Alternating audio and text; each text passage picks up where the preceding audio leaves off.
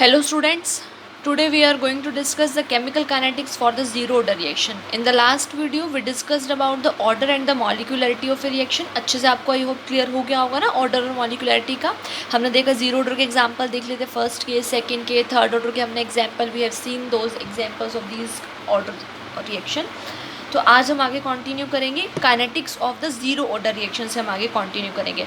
So there is a difference in your book of the order and the molecularity. You can see that difference from your book also. ठीक है, तो देखो उसके बाद हम start करते हैं kinetics of the zero order reaction. सबसे पहले बात करेंगे integrated rate equation for the zero order reaction. Zero order reaction के लिए हमारी क्या इंटीग्रेटेड रेट इक्वेशन होती है, let us C.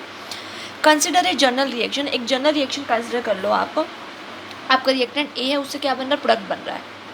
You are having a reactant A और उससे क्या बन रहा है, प्रोडक्ट बन रहा है.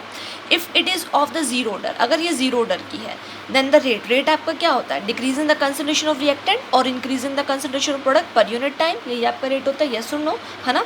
तो ये क्या होगा, माइनस का D A by D T हो जाएगा इक्वल्स टू के. आपको पता है कॉन्स्टेंट लगता है. If it is zero order reaction then ये क्या होगा, कंसंट्रेशन की पावर जीरो होगा, बिकॉज जो रेट होता है वो डायरेक्टली, रेट जो होता है आपका, it is directly proportional to concentration की पावर है. रेट जो होता है ना वो डायरेक्टली प्रोपोर्शनल टू कंसंट्रेशन की पावर क्या होता है, एन होता है. ठीक है, तो देखो अब ये डायरेक्टली प्रोपोर्शनल का साइन हटाओगे तो क्या लगाओगे, इक्वल लगाओगे. तो क्या हो जाएगा, रेट इक्वल टू के कंसंट्रेशन की पावर एन. ये आपका क्या हो जाएगा, रेट हो जाएगा, यस और नो, है ना. के इंटू कंसंट्रेशन की पावर एन, ये आपका रेट हो जाएगा. तो माइनस का D A by D T, के ए की पावर जीरो लिख दो. आप क्या मान लो, कंसंट्रेशन ए मान लो, है ना. रिएक्टेंट आपका क्या मान ए है, उसकी कंसंट्रेशन ए है. स्क्वायर ब्रैकेट आपको पता है कंसंट्रेशन के लिए रखती है, तो ए की पावर जीरो. अब देखो समथिंग की power zero is always one. क्या माइंड में रखना है कि समथिंग की power zero is always one. So क्या बचा, रेट इक्वल टू क्या बचा, के बचा, है ना. तो देखो उसके बाद ये क्या हो गया, यहाँ से आपको क्या कि ये माइनस का D A by D T किसके इक्वल आ गया, के इक्वल आ गया. ये माइनस इधर ले आओ, के पास ले आओ. ये माइनस के पास ले आओगे तो डी ए किसके इक्वल हो जाएगा, माइनस का K D T. D A किसके इक्वल हो जाएगा, माइनस का के डी टी के इक्वल हो जाएगा, है ना. तो हो गया D A is equal to minus का K D T. Now integrating both side, दोनों साइड क्या करो, इंटीग्रेट कर दो. इंटीग्रेट करा आपने दोनों साइड, ये इंटीग्रेशन का सिंबल होता है, ये हमने लगा दिया. आप फिजिक्स में भी करते हैं डिफरेंशिएशन और इंटीग्रेशन, होता है आपको पता ही होगा, है ना. तो दोनों जगह आपने क्या करा, इंटीग्रेशन करा. अब देखो उसके बाद जब आपको एक बात पता होगी कि जो डिफरेंशिएशन होता है उससे इंटीग्रेशन कैंसिल आउट हो जाता है. डिफरेंशिएशन से इंटीग्रेशन क्या हो जाता है, कैंसिल आउट हो जाता है. सो क्या बचा है आपका, a is equal to minus K constant है, इसको बाहर ले आओ, माइनस भी बाहर ले आओ, तो क्या बचेगा, माइनस करके integration of D T. Yes और नो, है ना. तो अब भी यहाँ डिफरेंशिएशन से इंटीग्रेशन क्या हो जाएगा, कैंसिल आउट हो जाएगा. तो क्या बचेगा, a is equal to minus का k t plus I, where I is the constant of integration. I यहाँ पे आपको क्या होगा, कांस्टेंट ऑफ इंटीग्रेशन होगा. इतनी बात क्लियर, ठीक है. अब देखो अगर ये आपका टाइम t ज़ीरो है, टाइम t ज़ीरो है अगर आपका, तो मतलब जो रिएक्टेंट है वो प्रोडक्ट में जाएगा ही नहीं. अगर टाइम t जो है वो हमारा ज़ीरो है तो रिएक्टेंट प्रोडक्ट में नहीं जाएगा. जब कुछ टाइम स्पेंड ही नहीं हुआ, कुछ टाइम स्पेंड ही नहीं हुआ, तो how can the reactant can go into the product. Reactant कैसे जा सकता है प्रोडक्ट में, है ना. तो इसलिए time t is equal to zero पे जो हमारा ए होगा वो किसके इक्वल होगा, ए नोट के. मतलब ए का मतलब देखो यहाँ पर क्या है, ए का मतलब क्या है कि कंसंट्रेशन एट टाइम टी. ए का मतलब क्या है, कंसंट्रेशन एट टाइम टी. और जब आपका कुछ टाइम टी बीता ही नहीं, मतलब टाइम टी ज़ीरो है, तो ए आपका इनिशियल कंसंट्रेशन के इक्वल होगा. ए आपका किसके इक्वल होगा, इनिशियल कंसंट्रेशन के. देखो मैंने यहाँ पे मेंशन की है वैसे नीचे, what is your A and what is your A naught. A आप इनिशियल कंसंट्रेशन होती है ए नोट, हमने सपोज करी है, और कंसंट्रेशन जो लेफ्ट है वो आपकी क्या होगी, ए. ठीक है, जो बची हुई है मतलब एट टाइम टी पे जो कंसंट्रेशन लेफ्ट है ना, डेट इज़ योर ए. तो यहाँ पे क्या बोलना चाह रहे हैं, हमारे पास ये इक्वेशन आ गई, ए इज इक्वल टू माइनस का के टी प्लस आई. ठीक है, इतनी इक्वेशन आ गई हमारे पास. लेकिन time T is equal to zero है. Time T is equal to zero का मतलब क्या है कि रिएक्टेंट प्रोडक्ट में गया ही नहीं. इसका मतलब जो ए है, concentration at any time T is equal to initial concentration होगी. Concentration at any time T is equal to क्या होगी, इनिशियल कंसंट्रेशन. अब time t equal to zero put कर दो इस वाली इक्वेशन के अंदर. टाइम टी को क्या पुट कर दो, ज़ीरो इस वाली इक्वेशन के अंदर. तो क्या हो जाएगा, ए और आपका ए किसके इक्वल होगा, ए नोट के time T is equal to zero पे. तो ए की जगह पुट कर दो ए नोट, ए की जगह पे ए नोट, माइनस का के, टाइम की जगह ज़ीरो, प्लस का आई. इतनी बात क्लियर हो गई. अब देखो यहाँ पे आई किसके इक्वल होगा, ये तो ज़ीरो हो गया, के से मल्टीप्लाई हो गई तो ज़ीरो, है ना, तो गया. अब I is equal to A naught के इक्वल होगा. इतनी बात clear. I is equal to A naught value यहाँ उठा के रख दो. I is equal to A naught वाली वैल्यू यहाँ पे उठा के रख दो. क्या हो जाएगा, A is equal to minus का के टी प्लस का A naught. A is equal to minus का के टी प्लस ए नोट। इतनी बात क्लियर। अब यहाँ से के टी क्या हो जाएगा, इस माइनस वाली टर्म है उसको इधर ले जाओ, लेफ्ट हैंड साइड ले उधर जाके प्लस हो जाएगी, तो के टी किसके इक्वल हो जाएगा, ए नोट पॉजिटिव है, ये प्लस का उधर जाके माइनस हो जाएगा, तो के टी क्या आ गया, ए नोट माइनस ए। ठीक है, यहाँ से के क्या आ जाएगा, 1/t ए नोट माइनस ए। के क्या आ जाएगा, 1/t ए नोट माइनस ए।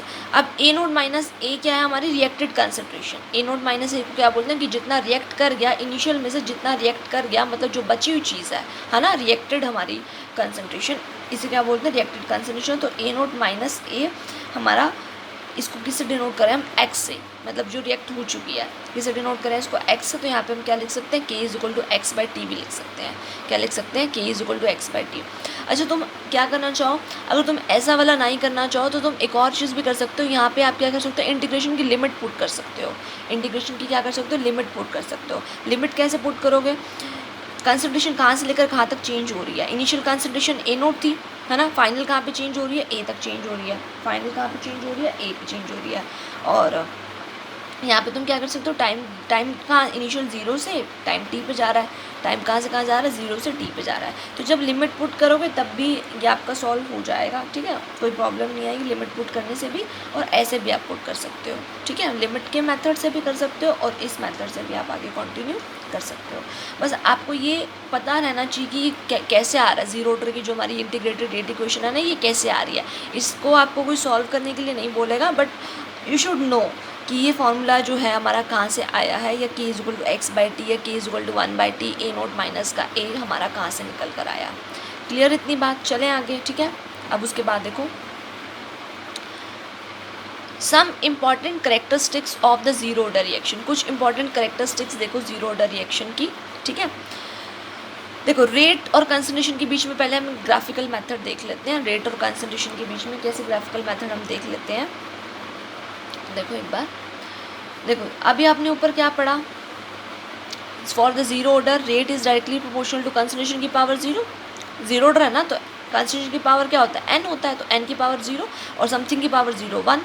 तो रेट कंसंट्रेशन पर तो डिपेंड कर ही नहीं रहा, है ना, रेट कंसंट्रेशन पर डिपेंड कर ही नहीं रहा। तो रेट अगर कंसंट्रेशन पर डिपेंड नहीं कर रहा तो रेट और कंसंट्रेशन के बीच में जो ग्राफ आता है, it is a parallel axis to the concentration axis. मतलब जो ग्राफ होता है वो पैरेलल होता है, ग्राफ आपका क्या होता है, पैरेलल होता है किसके, कंसंट्रेशन एक्सिस के। ये आपका ग्राफ हो जाता है। ठीक है, parallel to the concentration axis. आई बात आपको समझ। अगर कोई भी चीज़ किसी पर डिपेंड ही नहीं कर रही है तो उसके साथ वैरी कैसे करेगी, मतलब रेट क्या रहेगा, ओवरऑल कंसंट्रेशन तो बढ़ती जा रही है लेकिन रेट क्या कांस्टेंट, यहाँ का यहाँ है रेट। कंसंट्रेशन क्या करती जा रही है, बढ़ती जा रही है, लेकिन रेट हमारा क्या कांस्टेंट है, इतने का इतना ही रेट है। तो रेट और कंसंट्रेशन के बीच में जो ग्राफ आएगा, it is a parallel graph. ठीक है, और किसके पैरेलल है, कंसंट्रेशन एक्सिस के parallel, because rate is independent of the concentration term. Clear इतनी बात। ठीक है, उसके बाद देखो एक और ग्राफ ड्रॉ कर सकते हैं हम कंसंट्रेशन और टाइम के बीच में। किसके बीच में ड्रॉ कर सकते हैं हम, कंसंट्रेशन और टाइम के बीच में ड्रॉ कर सकते हैं। अब ये ग्राफ देखो कैसे होगा। ये हमारे पास इक्वेशन आई थी ऊपर, ए इज इक्वल टू माइनस का के टी प्लस का ए नोट। इस इक्वेशन को देखो, ए इज इक्वल टू माइनस का के टी प्लस का ए नोट। इस इक्वेशन को देखो, इसको कंपेयर करो, किससे कंपेयर करो, स्ट्रेट लाइन इक्वेशन से। स्ट्रेट लाइन इक्वेशन क्या होती है, y is equal to m x plus c. क्या होती है straight line equation, y is equal to m x plus c. ये स्ट्रेट लाइन इक्वेशन होती है ना। तो अब देखो वाई पे क्या है, ए, एक्स क्या है टाइम, सी क्या है ए नोट, और एम क्या है माइनस का के। कंपेयर करना है, इससे कंपेयर कर लो ईजिली आप। वाई पे क्या है ए, सी पे क्या है ए नोट, एक्स पे क्या है टी, और एम क्या होगा के। अब ये बताओ मुझे एम और सी क्या होता है। अगर आपने मैथमेटिक्स करा हुआ है तो यू नो वेरी वेल कि एम और सी क्या होता है ना। M is your slope of the graph and C is your intercept. M क्या होता है, ग्राफ का स्लोप होता है, और सी क्या होता है, इंटरसेप्ट होता है। एम स्लोप, सी इंटरसेप्ट। क्लियर। अब देखो ड्रॉ करो, वाई पे क्या कंसंट्रेशन, ये वाई पे कंसंट्रेशन रख दो। एक्स पे क्या आएगा टाइम, तो ये एक्स पे क्या रख दो, टाइम रख दो। ठीक है, अब देखो सबसे पहले क्या चीज़ पता होनी चाहिए हमारे को कि ग्राफ ओरिजिन से स्टार्ट होगा या नहीं। ये that is your origin point. क्या देखना है कि ग्राफ ओरिजिन से स्टार्ट होगा या नहीं होगा। ये कैसे पता चलेगा तुम्हें कि ग्राफ ओरिजिन से स्टार्ट होने वाला है या नहीं स्टार्ट होने वाला, ये तुम्हें कैसे पता चलेगा, by seeing the intercept value. Intercept की वैल्यू यहाँ पे क्या ए नोट है, अगर इंटरसेप्ट की वैल्यू यहाँ पे 0 होती इंटरसेप्ट की वैल्यू यहाँ पे क्या होती है, सी अगर यहाँ पे कंपेयर करते हैं ना, अगर हम यहाँ पे 0 बन रहा था, मतलब कि खाली माइनस ये ना होता चीज़, हमारे पास ये चीज़ ना होती, खाली माइनस के टी होता, तो मतलब +0 लिख सकती थी मैं, अगर माइनस का के टी था होता हमारे पास अगर खाली, तो मैं प्लस में 0 लिख सकती थी। लेकिन अब यहाँ पर क्या है मेरे पास, तो ए नोट है, तो मैं क्यों 0 लिखूँगा ना, तो सी की वैल्यू यहाँ पर ए नोट है। इसका मतलब इतना तो पता क्लियर है कि ग्राफ ओरिजिन से स्टार्ट नहीं होने वाला, ग्राफ कुछ ऊपर से स्टार्ट होगा, है ना। ये हमारा मतलब कुछ यहाँ से सपोज करो ग्राफ स्टार्ट होगा, और यहाँ से लेकर यहाँ तक की वैल्यू को इंटरसेप्ट बोलते हैं, कि वाई एक्सिस पे कहाँ पे जो लाइन, ये जो लाइन है वाई एक्सिस पे कहाँ पे काट रही है, इंटरसेक्ट करती है, उस ओरिजिन से लेकर वहाँ तक के पॉइंट को इंटरसेप्ट बोलते हैं। वाई एक्सिस पे कहाँ पे लाइन आपकी क्या कर रही है, कट कर रही है, ओरिजिन से लेकर वहाँ तक के पॉइंट को जहाँ से कट हो रही है, वाई एक्सिस से कट होती जा रही है, उसे हम क्या बोलते हैं, इंटरसेप्ट बोलते हैं। तो ये वैल्यू कौन सी है, इंटरसेप्ट की वैल्यू है। अब दूसरी चीज़ देखो, ये ग्राफ नीचे की तरफ आ रहा है, ये ग्राफ ऊपर की तरफ भी जा सकता था, ऐसे भी जा सकता था। ये ग्राफ नीचे की तरफ क्यों आ रहा है, ये चीज़ दूसरी देखनी है तुम्हारे को।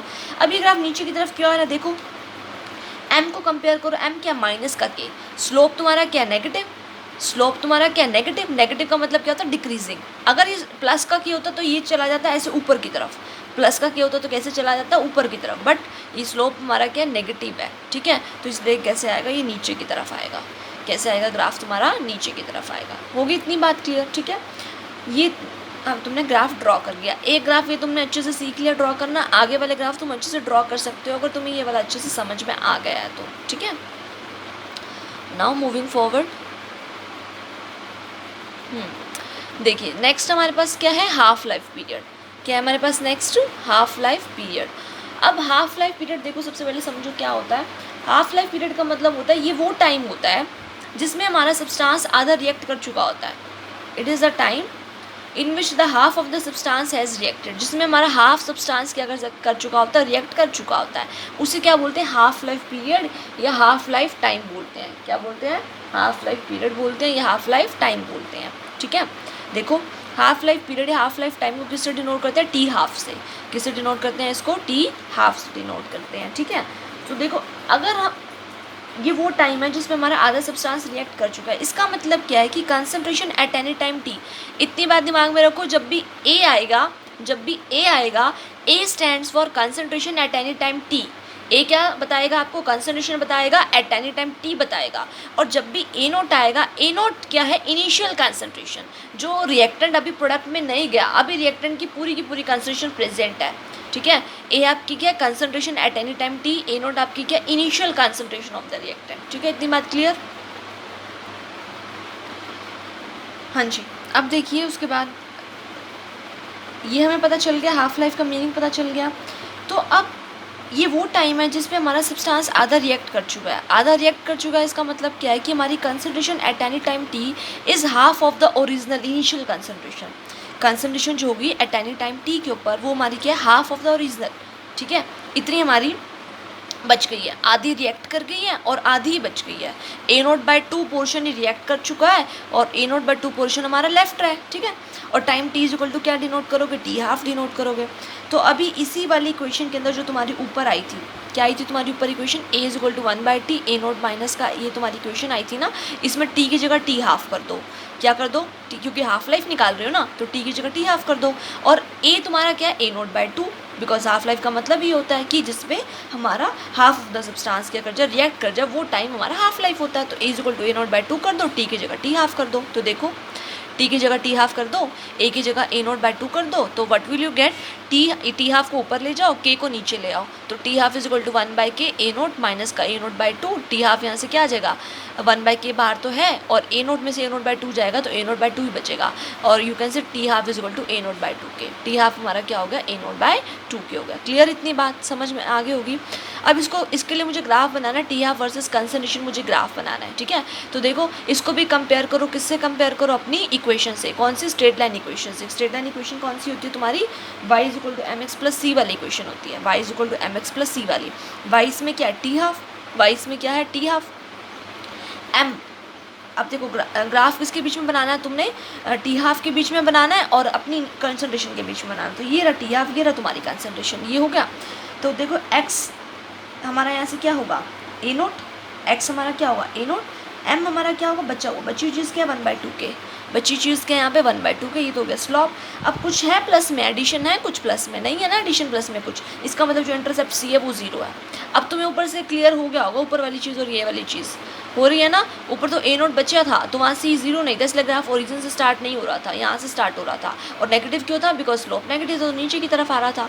अब यहाँ पे तुम ग्राफ बना रहे हो टी वर्सेस A0 के बीच में बना रहे हो, y तुम्हारा t½ हो गया, m 1/2 के हो गया, ये नीचे है ना तो 1/2 के करोगे इसको, और x तुम्हारा A0 हो गया तो y एक्सिस पे t½ हो गया, x एक्सिस पे A0 हो गया, और m तुम्हारा 1/2 के हो गया। अब प्लस में कुछ है नहीं, इसका मतलब इंटरसेप्ट 0 है, तो c तुम्हारा क्या हो गया? 0 हो गया।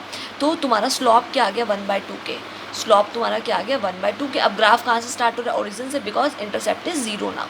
अगर ये ग्राफ है ऊपर की तरफ क्यों? क्योंकि स्लॉप पॉजिटिव है। अगर ये नेगेटिव होता तो ग्राफ नीचे की तरफ होता है ना। तो इस ग्राफ ओरिजिन से स्टार्ट, पहली चीज़ तो ये देखने ग्राफ ओरिजिन से स्टार्ट क्यों हो रहा है, बिकॉज C 0 है। दूसरी चीज़ ये देखने ये ऊपर की तरफ क्यों है, बिकॉज m की वैल्यू 1/2 क्या है जो कि पॉजिटिव है, इसलिए ग्राफ ऊपर से स्टार्ट होगा। अदरवाइज द ग्राफ कहाँ से आता? हमारा नीचे से, नीचे की तरफ जाता, स्लोप हमारा अगर नेगेटिव होता तो। क्लियर इतनी बात? ठीक है। अच्छा, अब उसके बाद देखो एक रफली मैंने ये भी कर रखा है आपका लिमिट्स वाला, भी मैंने आपको मेथड ऊपर समझाया ना कैसे लिमिट पुट करनी है, तो मे भी आपको ना समझ में आए तो मैंने रफली सा यहाँ पर कर रखा है। एक मेथड मैंने वहाँ कर दिया, तो रफली मैं आपको समझा देती हूँ क्या है इसका मीनिंग। देखो ये हमारे यहाँ से ये इक्वेशन बन रही थी तुम्हारी, d = क्या बन रही थी? माइनस का k dt बन रही थी, है ना, बन रही थी ना। मैंने कहा था दोनों जगह इंटीग्रेशन कर दो, तो दोनों जगह इंटीग्रेशन करोगे तो d = माइनस का k dt। ठीक है। अब लिमिट कहाँ से कहाँ लगानी है? हमारी कंसंट्रेशन इनिशियल क्या है? A0 से कहाँ जा रही है? A पे जा रही है कंसंट्रेशन। A0 से कहाँ पे जा रही है? A, तो लिमिट लगाओ A0 से A, dA = माइनस के बाहर रख लो। और टाइम कहाँ से चेंज हो रहा है? टाइम t = 0 से t पे चेंज हो रहा है, तो यहाँ पे कर लो dt। ठीक है। अब देखो इसे कैंसिल तो होगा ही सही, डिफ्रेंशिएशन से इंटीग्रेशन, यहाँ क्या बचेगा? A, लिमिट क्या है? A0 से A, लिमिट क्या है? A0 से A = माइनस का k। अब dt हमारा डिफ्रेंशिएशन से इंटीग्रेशन कैंसिल, ये t बचेगा, 0 से लेकर t हो गया। अब उसके बाद लिमिट पुट करो, A, ये तो A ही रहेगा, इसमें क्या होगा? अच्छा, अपर लिमिट में से लोअर लिमिट माइनस होती है, ये बात पता है ना आपको, अपर में से लोअर माइनस करते हैं, तो यहाँ पे A की जगह A ही आएगा, है ना, और माइनस A0। अब A की जगह पे क्या हो जाएगा? A0। A की जगह पे क्या हो जाएगा? A0 हो जाएगा, = माइनस t, 0 से t, t की जगह तो t आएगा, t -0, तो -0 बच के क्या आएगा? t बचेगा ना, -0 हट के, है ना, मतलब ये ऐसे हो जाएगा तुम्हारा। देखो ये आया था A माइनस का A0 आया था ना, = माइनस का ये t, upper limit t, lower put करो 0, तो क्या हो जाएगा? A माइनस का A0 = माइनस का KT, ये हो जाएगा तुम्हारा। अब ये माइनस साइन जब इधर लेकर आओगे तो ये माइनस का हो जाएगा, ये माइनस का हो जाएगा, और ये A0 क्या हो जाएगा? प्लस का, ये A0 प्लस का, तो प्लस का A0 = KT। ठीक है। तो उसके बाद कर लो, ये t इधर जाके डिवाइड में चला जाएगा, इसको A0 टर्म को पहले लिख दो, A माइनस A वाली टर्म को बाद में लिख दो, तो k = 1/t A0 माइनस है। ऐसे लिमिट वाले मेथड से भी कर सकते हो। ठीक है। तो कंफ्यूज मत होना, कहीं अगर आपको लिमिट वाला मेथड मिले तो that is also correct method, और जो हमने पीछे करा that is also A correct method. बस आपको तो वैसे क्या करना है, ये लास्ट वाला रिजल्ट ही याद रखना है, कौन सा? k = 1/t A0 minus A वाला रिजल्ट ही आपको याद रखना है। ठीक है, क्योंकि इसी के बेसिस पे तुम आगे न्यूमेरिकल सॉल्व कर पाओगे। क्लियर इतनी बात? चलें आगे, देखो आगे।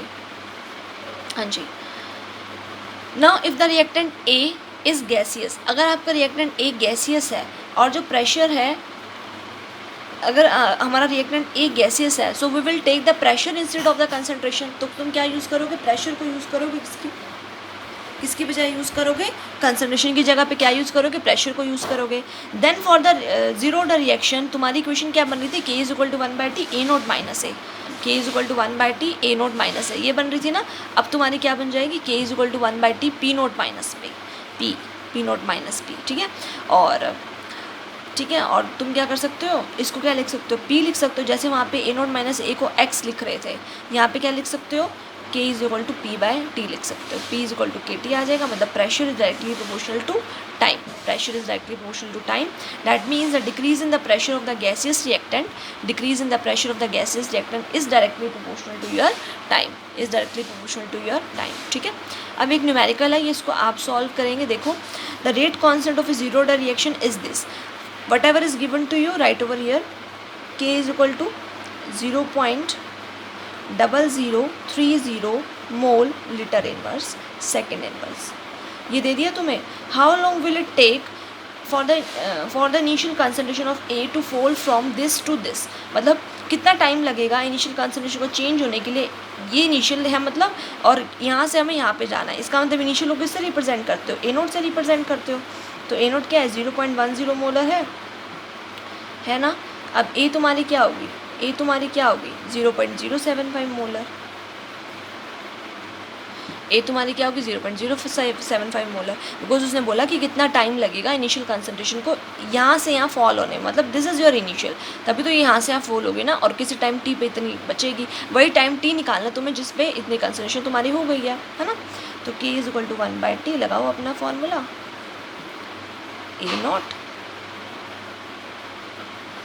ए नॉट माइनस का ए लगा दो, अब पुट कर दो, वैल्यूज तो पुट कर लोगे, निकालना तुम्हें क्या है, टी निकालना है ना, तो इसको ऐसे कर दो, T is equal to 1/K A naught minus का ए, इसको तो तुम सॉल्व कर लोगे है ना। के की वैल्यू रख देना जो दे रखी है, ये दे रखी है, ए नॉट की वैल्यू दे रखी है, ए की वैल्यू दे रखी है, कर लोगे सॉल्व है ना, इजी पार्ट है। अच्छा उसके बाद देखो आगे चलते हैं, राइट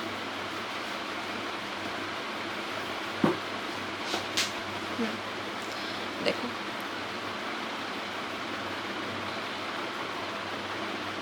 हाँ जी, ये ग्राफ आपने ड्रॉ कर लिया, ये मैंने आपको समझा दिया है ना, स्ट्रेट लाइन ग्राफ आएगा, टी हाफ मैंने आपको समझा दिया, ये एक ओवरऑल है कि हमने जीरो ऑर्डर में जो चीज़ें पढ़ी है उसके बारे में सभी कंबाइंड है एक तरह से, ठीक है। हाफ लाइफ मैंने आपको समझा दी, उसका ग्राफ भी मैंने आपको पीछे क्लियर कर दिया, ये वो टाइम होता है जिसमें कंसंट्रेशन ओरिजिनल की हाफ हो जाती है ना, और ये हमने ग्राफ पीछे समझ लिया। अब उसके बाद जो हमने नहीं देखा वो एक बार वो देख लेते हैं थोड़ा सा। देखो time taken for the 100% completion of the reaction, 100% completion का मतलब क्या है आपका कि सारा का सारा रिएक्टेंट क्या हो गया, प्रोडक्ट में चेंज हो गया, सारा का सारा रिएक्टेंट प्रोडक्ट में चेंज हो गया। अब concentration at any time T तो कुछ हुई नहीं ना, बची ही नहीं ना। देखो सारा का सारा एक रिएक्शन है जो रिएक्टेंट से क्या बना रही है, प्रोडक्ट बना रही है। ए इसमें क्या होता है, ए हमारा क्या होता है, concentration at any time T होती है, कंसंट्रेशन लेफ्ट या eight any time T, eight any time T, ये तुम्हारा ए होता है। जब 100% कम्प्लीशन का मतलब क्या है कि सारा का सारा रिएक्टेंट प्रोडक्ट में जा चुका है, इसका मतलब कुछ बचा ही नहीं, ए जो कंसंट्रेशन लेफ्ट है हमारी वो तो कुछ बची ही नहीं ना। So concentration left is equal to 0 है ना, मतलब ए की वैल्यू 0 हो जाएगी, सारा रिएक्टेंट प्रोडक्ट में चला गया। वहाँ पे क्या होता था, 50% का केस तुमने ऊपर पढ़ा है, ऊपर तुमने 50% का केस पढ़ा है। 50% का केस मतलब क्या है कि तुम्हारा हाफ प्रोडक्ट में गया और हाफ तुम्हारा बच गया, ठीक है। वहाँ पे क्या मीनिंग था कि हाफ तुम्हारा प्रोडक्ट में गया और हाफ तुम्हारा लेफ्ट हो गया, वहाँ पे ये मीनिंग था, इसलिए ए की जगह ए नॉट बाई 2 तुमने कर दिया था। 50 का मतलब तो यही हो ना, 50 दे दिया, 50 रह गया तुम्हारे पास है ना। अब तुमने 100 ही दे दिया किसी को, तुमने पूरा अपना 100% तुमने किसी को दे दिया अपना, तो तुम्हारे पास क्या बचा, कुछ नहीं बचा तुम्हारे पास, तो ए तुम्हारा क्या हो गया, 0 हो गया। सो के इज इक्वल टू 1/T, खाली ए नॉट बचा है ना, यस और नो। अब टी वहाँ पे क्या लिख रहे थे, टी हाफ लिख रहे थे ना, मतलब 50% लिख रहे थे। यहाँ टी की जगह क्या लिखोगे 100%, यहाँ टी की जगह तुम क्या लिखोगे 100%, और ये किसके इक्वल आ जाएगा, ये तो 0 हो गया, ए नोट ये की नीचे ले आओ और टी की जगह टी 100% कर दो। आई ना समझ में आपको, तो टी की जगह टी 100% कर दो और ये तुम्हारा हो जाएगा, ये के नीचे आ जाएगा, तो ये बन गया तुम्हारा ए नोट बाय के, ठीक है। अब यहीं से बात वैसे क्लियर होती है, पूरा फंडा क्लियर हो जाता है कि 100% के लिए ए नॉट बाय के आ रहा है हाफ लाइफ तुम्हारा है ना, सॉरी 100% के लिए तुम्हारा जो ये हाफ लाइफ तुम्हारा जो टाइम आ रहा है फॉर 100% कम्प्लीशन वो इतना आ रहा है, ए नॉट बाय 2 आ रहा है। तो तुम्हारा जो हाफ क्या था, तो ए नॉट बाय 2 के ही तो आ रहा था, इसका आधा ही तो होगा 50%, तो तुम्हारा बात क्लियर होगी तुम्हें। तो इसके लिए ए नॉट बाय के है, तो इसके लिए क्या होगा, ए नॉट बाय 2 के होगा, इसके लिए क्या होगा, ए नॉट बाय 2 के हो जाएगा। क्लियर इतनी बात सभी, ठीक है, समझ में आई ना। चले आगे देखो, अब आगे for 3/4 of the reaction to be completed. अब सबसे पहले तो मुझे ये बताओ कि 3/4 का मीनिंग क्या होता है, what is the meaning of the 3/4 of the reaction completed. 3/4 का मीनिंग देखो 75%, टी ऑफ 3/4 का मतलब क्या है, अगर कई बार तुमसे क्या देता टी ऑफ 75% निकालो भाई, तुम कहोगे कि मैम ने तो 3/4 करवाया था, ये तो 75% पूछ रहा है ना। तो 75% इज योर 3/4, क्योंकि 75/100 करोगे तो कट तो आप इसलिए कर सकते हो, कैलकुलेशन तो आपको आती है इतनी छोटी सी, तो 3/4 हो जाएगा ये आपका है ना। तो अब देखो उसके बाद जब तुम्हारा t इज इक्वल टू 3/4 है, ठीक है, मतलब 75% is reaction is completed now, 75% of the reaction is completed now. Now the left is 25%. जो बची हुई है वो क्या होगी 25 का मतलब क्या होता है 1/4. 25 का मतलब क्या होता है 1/4. मतलब बची कितनी है इनिशियल की A0/4, इनिशियल की 1/4 बची है. 75% का मतलब हमारा क्या है कि आपका 75% कंप्लीशन हो चुका है. मतलब लेफ्ट कितना है 25 मतलब 1/4 होता है 25% का मतलब. और किसका इनिशियल का बचा है तो A0 वही फॉर्मूला लगाना ऊपर वाला ही. यहाँ पे क्या लिख रहे थे ये फॉर्मूला यूज़ करना है ना. तो टी को ऊपर ले जाओ के को नीचे ले आओ. अब टी क्या निकाल रहे हो 3/4 निकाल रहे हो तो टी की जगह क्या कर दो 3/4 कर दो is equal to 1/k A0 minus A0/4. ये तुम्हारा क्या आ जाएगा 3/4 A0 आ जाएगा A0/k. ठीक है. और टी हाफ तुम्हारा क्या आया था A0/2 क्या आया था.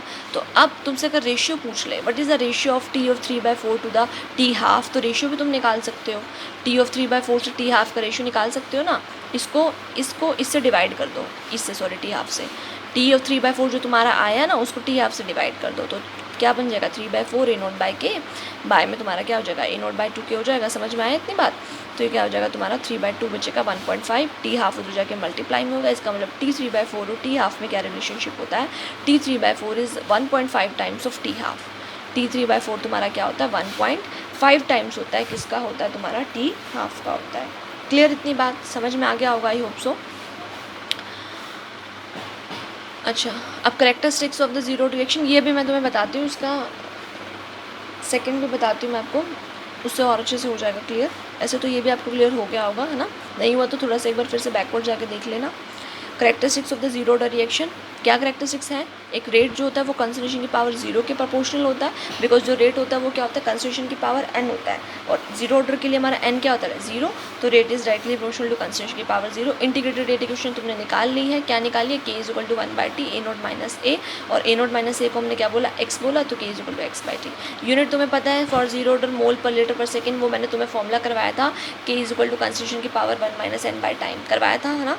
तो पीछे वाली वीडियो नहीं देखी तो पहले वो देखना. अच्छा उसके बाद देखो T half is directly proportional to A0. अच्छा मेजर थिंग इज़ वेयर कि टी हाफ यहाँ पे क्या होता है फॉर जीरो ऑर्डर. देखो ये आमने सामने है ना. कोई भी चीज़ आमने सामने होती है तो वो डायरेक्टली रिलेशन होता है. कोई भी चीज़ नीचे की तरफ हो तो उसको क्या बोलते हैं इन्वर्स रिलेशनशिप बोलते हैं.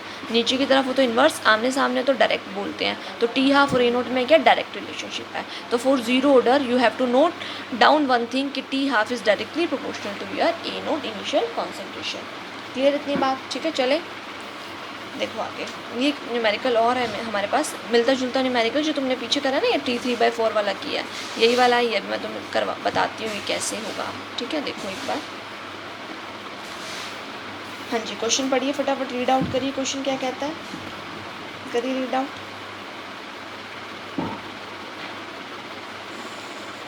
हाँ जी फॉर A2 प्रोडक्ट आपकी कोई हमारा रिएक्टेंट ए है उससे प्रोडक्ट बन रहा है. It is of zero order. It is given to you the reaction is of zero order.